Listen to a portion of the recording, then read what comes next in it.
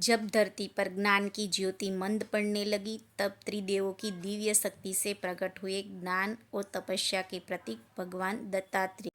बहुत समय पहले सतयुग में एक महान ऋषि थे, महर्षि अत्रि। उनकी पत्नी थी माता अनसुया। माता अनसुया इतनी पवित्र और पतिव्रता थी कि उनका नाम ही था अनसूया, अर्थात जिसके मन में किसी के प्रति ईर्ष्या नहीं। उनकी कीर्ति तीनों लोक में फैल गई। जब यह बात स्वर्ग तक पहुंची तो देवी लक्ष्मी, देवी सरस्वती और देवी पार्वती को जिज्ञासा हुई। उन्होंने अपने पतियों ब्रह्मा, विष्णु और महेश से कहा, क्या सच में कोई स्त्री इतनी महान हो सकती है? तीनों देवों ने सोचा, चलो परीक्षा लेते हैं। एक दिन ब्रह्मा, विष्णु और महेश साधु वेश में माता अनसुया के आश्रम में पहुंचे। माता ने आदर से उनका स्वागत किया और माता ने कहा, मैं आपके लिए भिक्षा लेकर आती हूँ।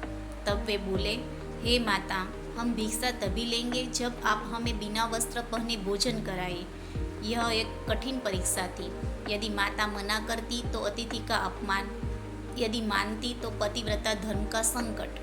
माता अनसुया ने शांत मन से भगवान का स्मरण किया। उन्होंने अपने तप और पवित्रता की शक्ति से तीनों देवों को छोटे छोटे शिशु बना दिए। अब वे तीनों बालक बन गए।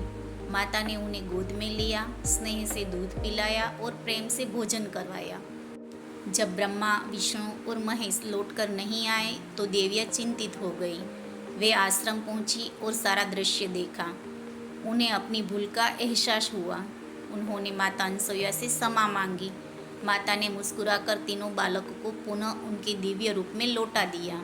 तीनों देव अत्यंत प्रसन्न हुए। उन्होंने वरदान दिया, हे माता, हम तीनों एक साथ आपके पुत्र के रूप में जन्म लेंगे। कुछ समय बाद माता अनसुया के यहाँ एक दिव्य बालक का जन्म हुआ, जिसमें ब्रह्मा, विष्णु और महेश तीनों की शक्तियाँ थीं। उस बालक का नाम रखा गया दत्तात्रेय। दत्त अर्थात दिया हुआ, आत्रेय अर्थात अत्रि का पुत्र।